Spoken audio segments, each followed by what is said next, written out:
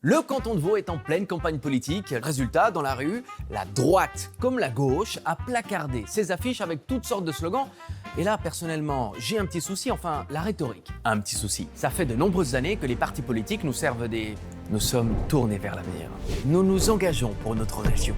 Se battre pour nos citoyens. Honnêtement, vous trouvez ça stimulant? Il existe deux catégories de pléonasme. Le pléonasme explicite, le plus connu, descendre en bas, prévoir à l'avance, ou encore optimiser au maximum. Et puis il y a le pléonasme implicite, signifiant qu'il y a un rapprochement entre une image et un terme, étant considéré que l'image sous-entend déjà ce terme. Par exemple, la fonction de base de la politique, c'est d'être engagé pour le peuple, c'est d'être tourné vers l'avenir.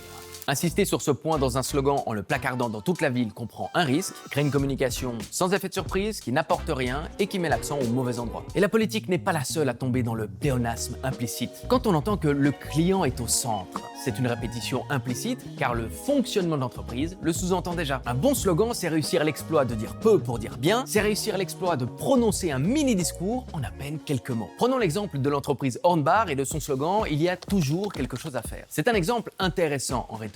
C'est travailler sous un angle narratif, comme si c'était le début d'une histoire. Grâce à l'adverbe toujours, l'entreprise se présente comme indispensable, mais c'est surtout un slogan elliptique. Une ellipse consiste à omettre un ou plusieurs mots dans la même séquence. En nous racontant qu'il y a toujours quelque chose à faire, mais sans préciser quoi, chacun peut, grâce à cette omission, s'approprier la phrase et l'adapter à sa situation, et ça, c'est efficace. Comme quoi, de bricoleur du dimanche à architecte du discours, il n'y a qu'un clou.